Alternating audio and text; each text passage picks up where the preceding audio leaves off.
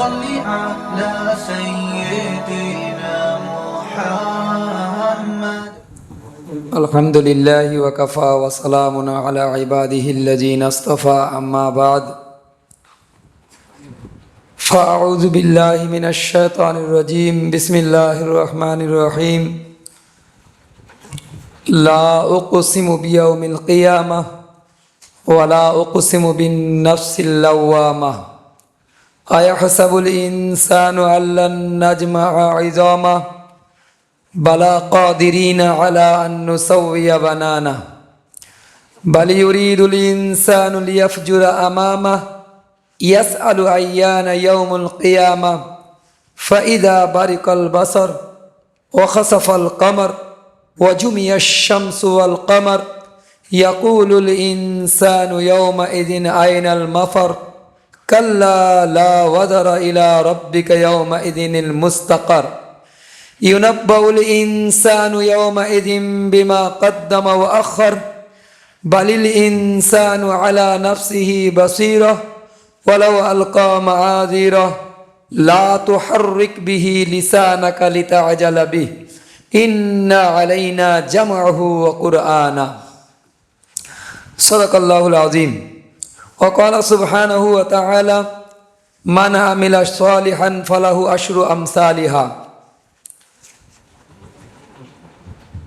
ভাই মোহতারাম বুজুর্গ দোস্ত, আমরা খুব একটি গুরুত্বপূর্ণ মাস রমজানুল মুবারককে অতিক্রম করেছি এবং আমরা এই আলোচনাও শুনেছি যে শাহরু রমাদান আল্লাযী উনজিলা ফীহিল কোরআন হুদাল লিন্নাস ওয়া বায়্যিনাতিম মিনাল হুদা ওয়াল ফুরকান ফামান শাহিদা মিনকুমুশ শাহরা ফালিয়াসুম ওয়া মান কানা মারিদান আও আলা সাফারিন ফাইদ্দাতুম মিন আইয়ামিন উখর ইউরিদুল্লাহু বিকুমুল ইউসরা ওয়া লা ইউরিদু বিকুমুল উসর ওয়া লিতুকমিলুল ইদ্দাতা ওয়া লিতুকাব্বিরুল্লাহা আলা মা হাদাকুম ওয়া লাআল্লাকুম তাশকুরুন। এই আয়াতের তরজমাও আমরা শুনেছি যে রমজানুল মুবারক মাসেতে কোরআনে পাক অবতীর্ণ হয়েছে এবং এটা হেদায়েত এবং বায়্যিনাত এবং ফুরকান, এবং যারা এই মাসে উপস্থিত হবে তারা যেন রোজা রাখে, তাদের উপরে রোজা ফরজ, এবং যদি এই মাসে অসুস্থ হয় তাহলে অন্য সময় বা সফরে থাকে তাহলে অন্য সময় সেই রোজাকে পূর্ণ করবে। তারপরে বলা হচ্ছে যে ওয়ালি তুকমিলুল ইদ্দাতা ওয়ালি তুকাব্বিরুল্লাহ, তোমরা যাতে গুনতি পুরো করতে পারো। তোমাদের জন্য সহজতা চাইছে আল্লাহ পাক, কঠিনতা চাইছে না, সহজ করে দিয়েছেন। যদি অসুস্থ হও তো ছেড়ে দাও রোজা, পরবর্তী সময়ে যখন সুস্থ হবে তখন করবে।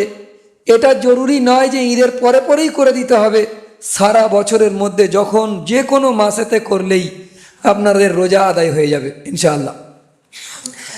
আর তার সাথে সাথে আল্লাহ পাক তারপরেই বললেন যে ওয়ালি তুকমিলুল ইদ্দাতা ওয়ালি তুকাব্বিরুল্লাহ, এই গুনতি পুরো করো এবং আল্লাহ পাকের বড়াই বয়ান করো। আর আমরা জানি যে জাহেরি তওরের উপরে আমরা ঈদের ময়দানে আসার সময় আল্লাহু আকবার লা ইলাহা ইল্লাল্লাহ আল্লাহু আকবার লিল্লাহিল হামদ এটা পড়তে পড়তে আসি, এবং খুতবা যখন ইমাম সাহেব ঈদের নামাজে দেন তখন দেখা যায় প্রথম খুতবাতেই 9 বার আল্লাহু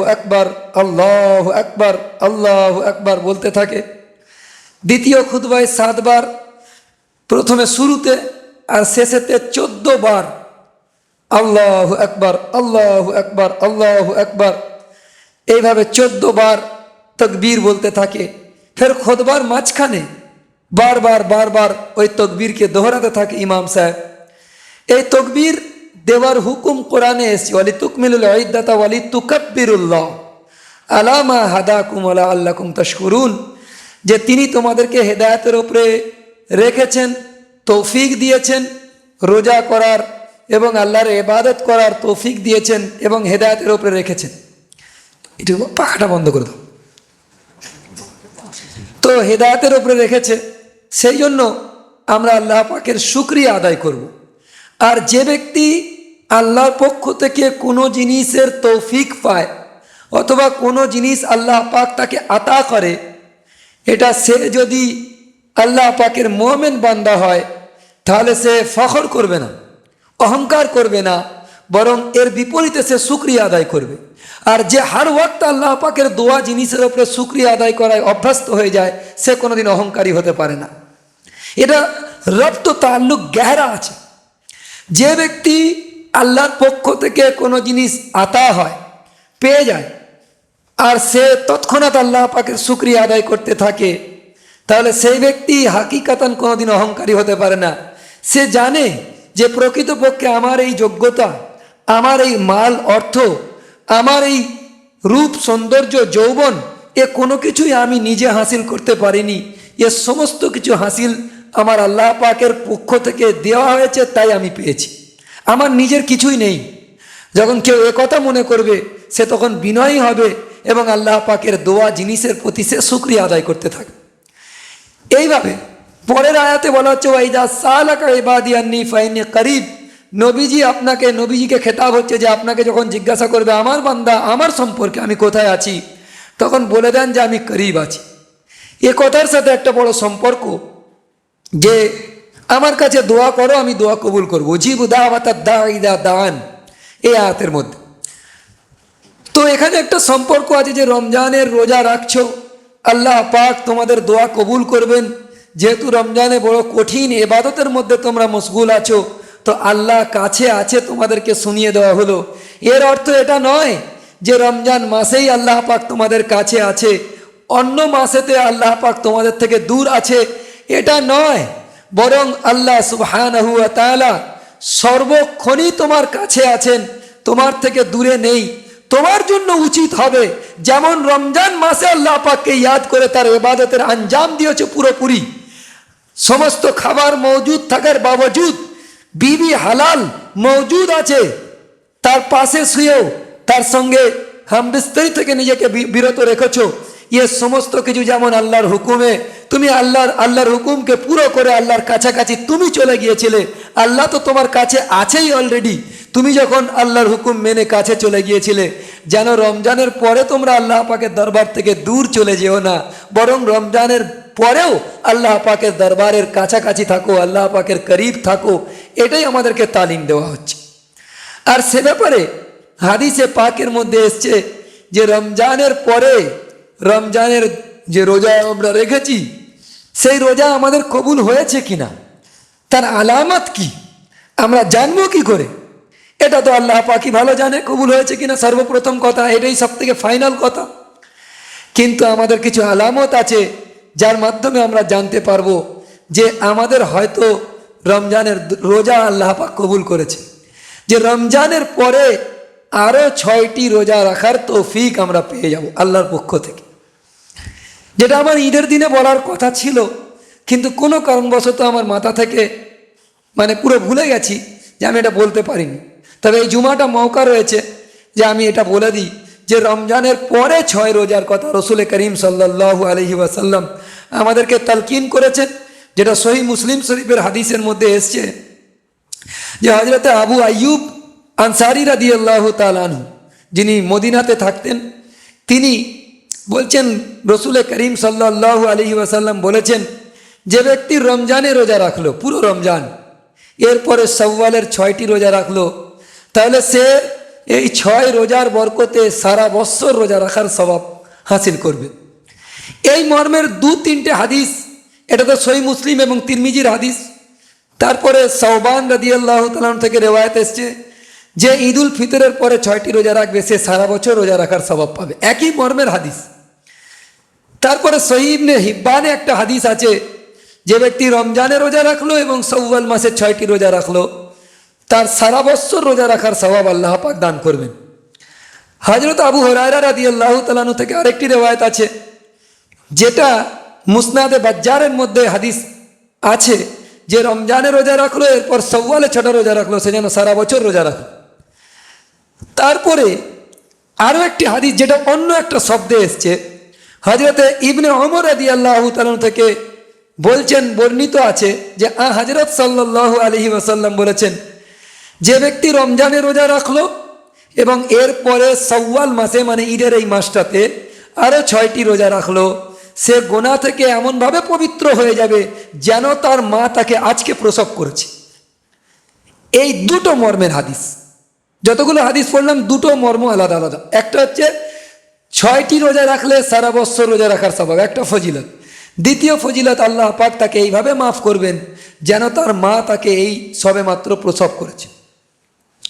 এই হাদিসটা আল মুআজামুল আওসাত লিত-তাবরানীতে হাদিস নাম্বার 4979 নম্বর হাদিস, এতে আছে হাদিসটা। এবং এই হাদিসগুলো থেকে আমরা এই নতিজায় পৌঁছাতে পারি যে কেন 1 বছরের সওয়াব দেওয়া হলো। এই হাদিসের ফালসাফা কি, যুক্তি কি? দেখেন, কোরআন শরীফের আয়াত আমি প্রথমে পড়েছি যে মান আমিলা সালিহান ফালাহু আশরু আমসালিহা। যে ব্যক্তি একটি নেকির কাজ করবে, আল্লাহ পাকের একটা আম দস্তুর হচ্ছে তাকে 10 গুণ বেশি দান করবে। আম দস্তুর, যে একটা নেকি করবে তাকে 10 গুণ বেশি সওয়াব আল্লাহ সুবহানাহু ওয়া তাআলা দান করবেন। তাহলে 1 মাস যদি কেউ রোজা রাখে, তাহলে 1 মাস ইন্টু 10 কত হচ্ছে? 10 মাস। বছর কত হয়? 12 মাসে। তাহলে 1 মাস রোজা ইন্টু 10 হলে 10 মাসের রোজা। কত ভালো করে বুঝে নেন, সওয়াব পেয়ে যাচ্ছি। 1 মাস রোজা রাখলে 10 মাসের রোজা সওয়াব পাবো। এটা তো কোরআনের আয়াত বলতেছে, আম দস্তুর আল্লাহ পাকের। কিন্তু আল্লাহ চাইলে এর থেকেও বেশি করে দিতে পারে, কিন্তু আম দস্তুরের ওপরে। আচ্ছা, এরপরে বলা হচ্ছে যে আরো 6টি রোজা, 6 ইন্টু 10 60। আচ্ছা, 60কে যদি 2 ভাগে ভাগ করা হয়, 30 প্লাস 30, তাহলে কত হচ্ছে? 2 মাস। 12 মাসে বছর হয়। তাহলে এই 12 মাসের সওয়াব সে পেয়ে গেল। যে ব্যক্তি রমজানের রোজা রাখলো 30টা, আর তারপরে প্লাস 6টা রোজা রাখলো, সে পুরো 1 বছর রোজা রাখার সওয়াব আল্লাহ পাকের পক্ষ থেকে সে পেয়ে গেল। রইল কথা যে এই রোজাটা ফরজ ওয়াজিব কিনা। না, কিছু কিছু ফোকাহা বলেছেন যে এটা সুন্নতে মুআক্কাদা আলাল কিফায়া বা সুন্নতে মুআক্কাদা কিফায়া বলেছেন।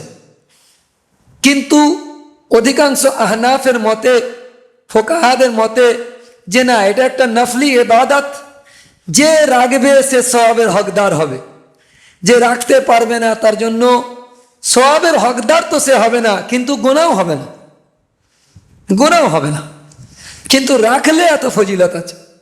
তা আমরা আমাদের মা বোনেদের কাছে এই হাদিসের কথাটা পৌঁছে দেবো ইনশাআল্লাহ।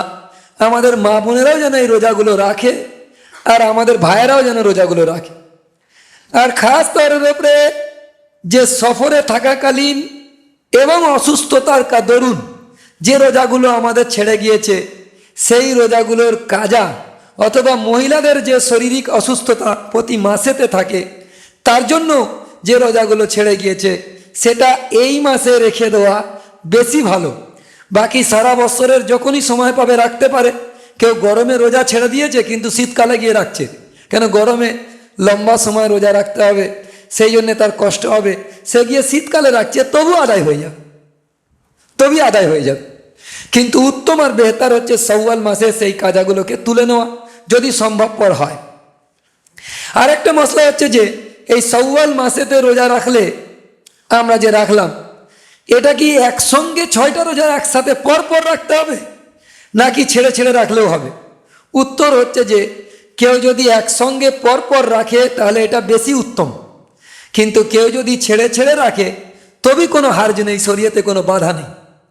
কেন? নবীজি বলেছেন যে যে ব্যক্তি রমজানে রোজা রাখলো এবং শাওয়াল মাসে 6টা রোজা রাখলো, তার মানে এই হাদিস থেকে মতলব এটা বেরোচ্ছে পুরো শাওয়াল মাস ব্যাপী যে কোনো দিন সে যদি রোজা রাখে, চাই ছেড়ে ছেড়ে রাখুক চাই একসাথে রাখুক, তাতে কোনো ফারাক পড়বে না, তার এ সওয়াব হাসিল হয়ে যাবে। তবে হ্যাঁ, শাওয়াল মাসের 1 তারিখে রোজা রাখা হারাম, অর্থাৎ ঈদের দিনটা রোজা রাখা হারাম। এটাকে মশলাটাকে জেনে নেওয়া দরকার। এইভাবে আমরা ইনশাআল্লাহ এই শাওয়াল মাসের রোজাগুলোকে রাখবো।